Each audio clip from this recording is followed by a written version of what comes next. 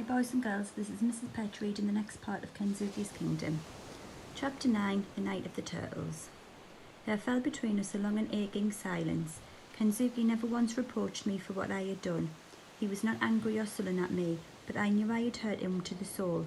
It wasn't that we didn't speak. We did, but we no longer talked to one another as we had before. We lived each of us in our separate cocoons, quite civil, always polite, but not together anymore. He had closed in on himself and wrapped himself in his thoughts. The warmth had gone from his eyes, the laughter in the cave house was silenced. He never said so, he did not need to, but I knew now that he would prefer to paint alone, to fish alone, to be alone. So, day after day, I wandered the island with Stella, hoping that when I returned, he might have forgiven me, that he would be friends again. But he always kept that distance between us.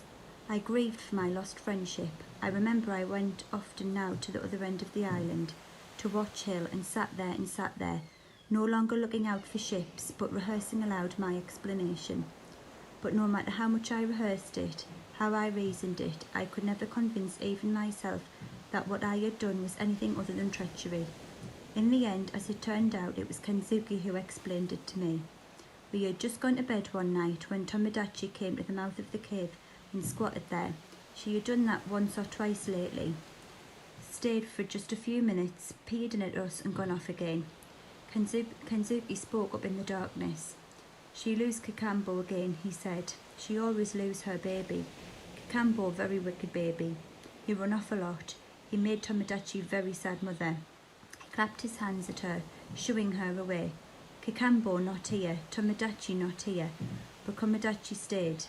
I think for comfort more than anything else. I had noticed before with the orangutans how they would often come to Kensuke when they were upset or frightened, just to be near him.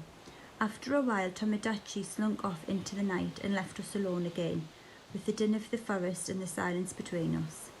I think many thoughts, Kensuke said suddenly, out of the silence. You are sleepy, Maika-san. He had not called me by my name for weeks, ever since the Coke bottle incident. No, I said. Very good. I got lot to say. You listen, I talk. I think many thoughts. When I think of Tomodachi, I think of your mother. Your mother, she too lose her baby. She lose you. That very sad thing for her. Maybe she come looking and she not find you. You not there when she come. So think you dead forever. But she see you in her mind. Now as I speak, maybe she see you in her mind. You always there. I know I have son too. I have Michiya. He always in my head, like me. They dead for sure. But they in my head. They in my head forever. For a long while he did not say another word. I thought he had gone to sleep. Then he spoke again. I tell you everything I think, Maika-san. It best way. I stay on this island because I want to stay on this island. I do not want to go home to Japan. Different thing for you. You want to go back home across the sea, and that right thing. Good thing for you, but not good for me. For me, very sad thing. Many years I live here alone. I happy here. Then you come. I hate you when you first come, but after a little while, you are like son to me. I think maybe I like father to you, you like son to me. I very sad now when you go. I like talk with you. I like listen. I like sound when you speak. I want you stay here on this island. You understand? I think so, I said. But you do one very bad thing. We friends, but you not tell me what you feel. You not say what you do. That not honourable thing to do. When I find bottle, when I read words, I very sad person indeed. But after a little while I understand. I think maybe you want to stay here with me, and you want also go home. So when you find bottle, you write message.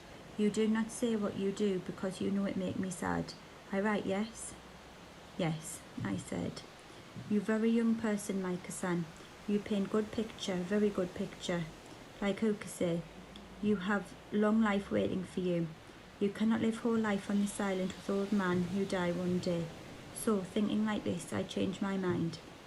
You know what we do tomorrow? He didn't wait for me to answer. We start build new fire, big fire. We ready then for when we see ship. Then you go home. And also we do another thing. We play football. You, me, what you say. All right. It was all I could say. He had just in those few moments lifted the whole weight of guilt off my shoulders and given me such happiness, such new hope. Very good, very good. You sleep now. We do a lot of work tomorrow, a lot of football also. The next morning we began building a beacon on the hilltop above the cave house. We used most of the pile of firewood we had collected for the cooking fire and stored in the dry at the back of the cave. He even sacrificed some of his best pieces of driftwood. It wasn't far to carry it, so before long we had enough to make a sizable fire.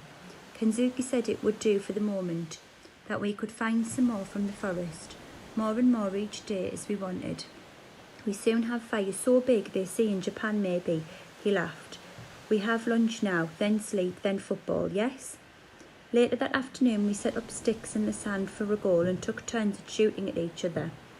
The ball was very soft and so it didn't bounce any better on the sand than it had back on the mud of the recreation ground back home, but it didn't matter. Kensuke may have carried a stick, he may have been as old as the hills, but he could kick a football well enough to put it past me, and often too. What a time we had. Neither of us wanted it to end. With a crowd of bemused orangutans looking on, with Stella interfering and chasing after every goal scored, we were at it till darkness in the forest, more and more each day as we wanted. We soon have fires so big they see in Japan maybe, he laughed. We have lunch now, then sleep, then football, yes? Later that afternoon we set up sticks in the sand for a goal and took turns at shooting at each other. The ball was very soft and so it didn't bounce any better on the sand than it had back on the mud of the recreation ground back home, but it didn't matter. Kensuke may have carried a stick, he may have been as old as the hills, but he could kick a football well enough to put it past me, and often too. What a time we had. Neither of us wanted it to end. With a crowd of bemused orangutans looking on, with Stella interfering and chasing after every goal scored, we were at it till darkness drove us, at last, back up the hill. We were both too tired to do more than have a long drink of water, eat a banana or two, and go to our sleeping mats. It was after our reconciliation that I came to know Kensuke better than I ever had before. His English became more and more fluent. He clearly loved to speak it now. For some reason he was always more happy to talk while we were out fishing in his outrigger. We did not go out that often, only when the fishing was so poor in the shallows that we needed to catch big fish for smoking and keeping. Once at sea, the story simply flowed.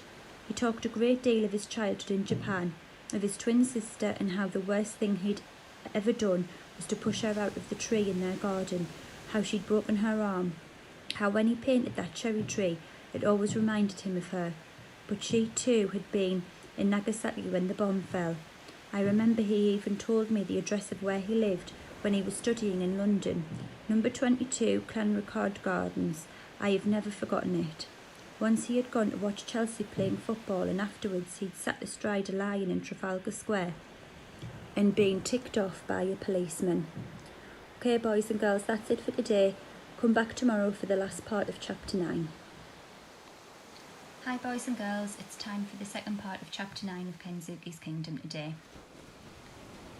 But it was Kimi and Michiya he talked of most, about how he wished he could have seen Michiya grow up.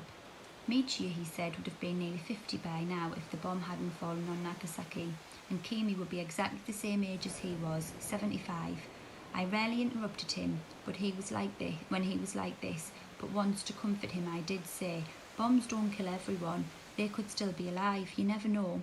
You could find out, you could go home. He looked at me then as if it was the first time such a possibility had ever occurred to him in all those years. Why not? I went on. When we see a ship and we light the fire and they come and fetch me, you could come too. You could go back to Japan. You don't have to stay here. He thought about it for some time, but then shook his head. No, he said. They are dead. That bomb was a very big bomb, very terrible bomb. Americans say Nagasaki is destroyed. Every house, I hear them. My family dead for sure. I stay here. I safe here. I stay on my island. Day after day we piled more and more wood on the beacon. It was massive now, bigger even than the one I had built on Watch Hill. Every morning now, before we went down to the pool to wash, Kensuke would send me up to the top of the hill with his binoculars. I always scanned the horizon both in hope and in trepidation. I longed to see a ship, of course I did. I longed to go home, but at the same time I dreaded what that would mean. I felt so much at home with Kensuke. The thought of leaving him filled me with a terrible sadness. I determined to do all I could to persuade him to come away with me, if and when a ship came. At every opportunity now I talked to him of the outside world, and the more I talked, the more he seemed to become interested. Of course, I never spoke of the wars and famines and disasters. I painted the best picture of the world outside I could. There was so much he didn't know. He marvelled at all I told him, at the microwave in our kitchen, at computers and what they could do, at Concorde flying faster than the speed of sound, at men going to the moon and satellites. These things took some explaining. I can tell you, some of it he didn't even believe, not at first. The time came when he began to quiz me. In particular, he would ask about Japan, but I knew very little about Japan, only that back home in England, lots of things, including our microwave, had "Made in Japan" written on them. Cars, calculators, my father's stereo, my mother's hairdryer. "Aye, made in Japan, person," he laughed. Very old machine, still good, still very strong. Try as I did to troll my memory, after a while I could find nothing more to tell him about Japan, but he would still keep asking, "You sure there's no war in Japan these days?" I was fairly certain there wasn't, and said so. They built up Nagasaki again after bomb. I told him they had, and hoped I was right. All I could do was reassure him as best I could, and then tell him the same few things I did know about over and over again. He seemed to love to hear it, like a child listening to a favourite fairy story. Once, after I'd finished expounding yet again on the amazing sound quality of my father's brilliant Sony stereo that made the whole house vibrate, he said very quietly, "Maybe one day, before I die, I go back to my home. One day I go back to Japan, maybe." I wasn't sure he meant it, but it did mean that at least he was considering it, and that gave me some cause for hope. It wasn't until the night of the turtles, though, that I came to believe Kensuke was really serious about it. I was fast asleep when he woke me. "You come, Micah-san, very quickly, you come, he said. "What for?" I asked him, but he was already gone. I ran out after him into the moonlight and caught him up halfway down the track. "What are we doing? Where are we going? Is it a boat?" "Very soon, you see, very soon." Stella stayed at my heels all the way to the beach. She never liked going out in the dark very much. I looked around. There was nothing there. The beach looked completely deserted. The waves lapped listlessly. The moon rode the clouds, and the world felt still about me, as if it was holding its breath. I did not see what was happening until Kensuke suddenly fell on his knees in the sand. They're very small. Sometimes they are not so strong. Sometimes in the morning birds come and eat them, and then I saw it. I thought it was a crab at first. It wasn't. It was a minuscule turtle, tinier than a terrapin, clambering out of a hole in the sand and then beetling off down the beach towards the sea. Then another, and another. And further down the beach, dozens of them, hundreds. I could see now maybe thousands, all scuttling across the moonlit sand into the sea. Everywhere the beach was alive with them. Stella was nosing at one, so I warned her off. She yawned and looked innocently up at the moon. I saw that one of them was on its back at the bottom of the hole, legs kicking frantically. Kensuke reached down, picked it up gently, and set it on its feet in the sand. "You go to sea, little turtle," he said. "You live there now. You soon be big fine turtle, and then one day you come back and see me maybe." He sat back on his haunches to watch him scuttle off. "You know what they do, Micah.